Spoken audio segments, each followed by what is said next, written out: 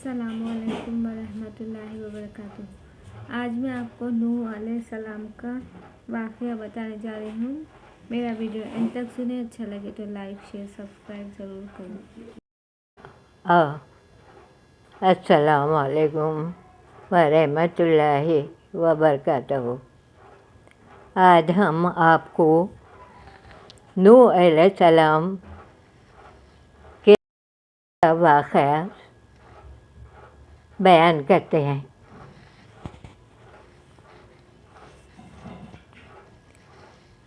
اللہ تعالیٰ فرماتے ہیں کہ ہم نے نوح کو ان کی قوم کی طرف بھیجا کہ پیشتر اس کے کہ اس پر درد دینے والا عذاب واقع ہو، اپنی قوم کو ہدایت کر دو۔ انہوں نے کہا، نوح علیہ السلام نے کہا، اے قوم، میں تم کو کھلے طور پر نصیحت کرتا ہوں کہ خدا کی عبادت کرو اور اس سے ڈرو اور میرا کہا مانو، وہ تمہارے گناہ بخش دے گا اور موت کے وقت مقرر تک تم کو مہلت عطا کرے گا۔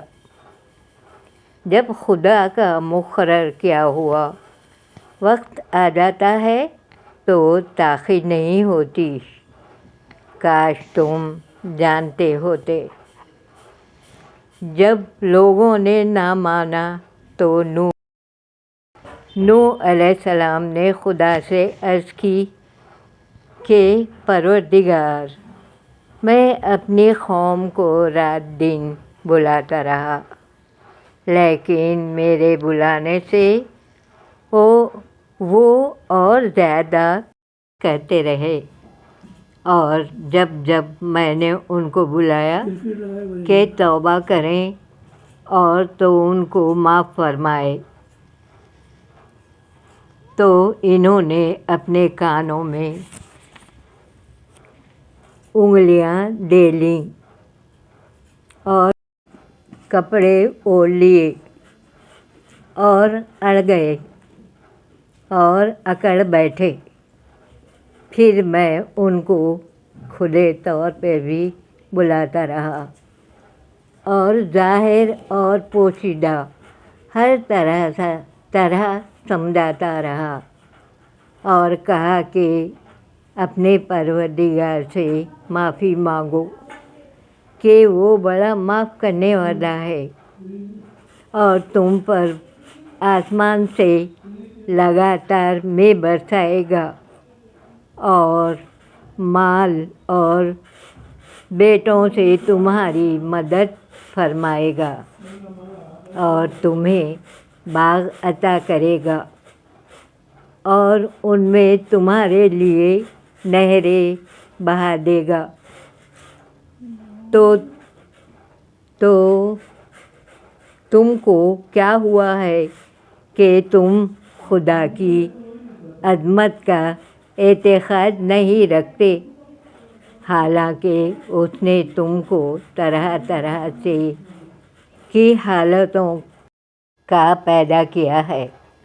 کیا تم نے نہیں دیکھا خدا نے 7 آسمان کیسے اوپر تلے بنائے ہیں اور چاند کو ان میں زمین کا نور بنایا ہے اور سورج کو چراغ ٹھہرایا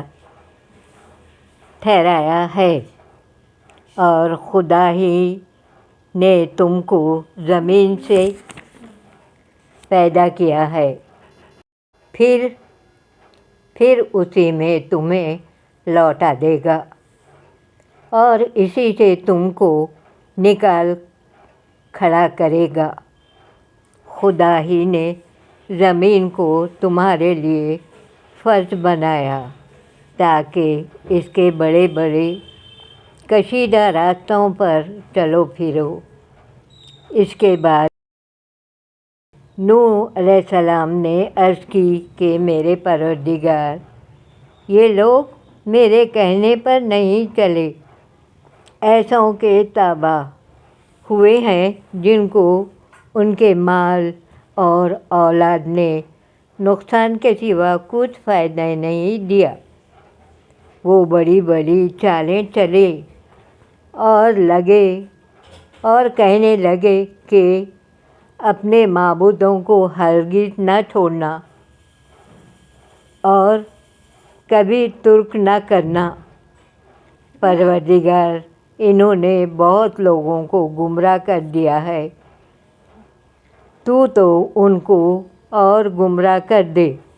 आखिर वो अपने गुनाहों के सबब ही कर दिए गए, फिर आग में डाल दिए गए। तो इन्होंने खुदा के सिवा किसी को अपना मददगार न पाया। और फिर नूह ने ये दुआ की कि मेरे परवरदिगार, किसी काफिर को रोए ज़मीन पर बसा ना रहने दे। अगर तू उनको रहने देगा तो तेरे बंदों को वो गुमराह करेंगे और उनसे जो औलाद होगी वो भी बदकार और नाशुक्र गुजार होगी। ऐ मेरे परवरदिगार, मुझको और मेरे माँ बाप को जो ईमान लाकर मेरे घर में आए, उन सबको तमाम ईमान वाले मर्दों और ईमान वाली औरतों को माफ़ फरमा, और तो जालिम लोगों के लिए ज़्यादा तबाही बढ़ा। ये है नूह अलैहिस्सलाम का वाक़या।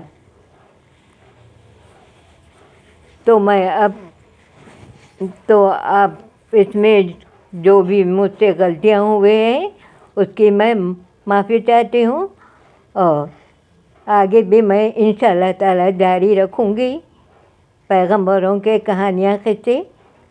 शुक्रिया। अल्लाह हाफ़िज़।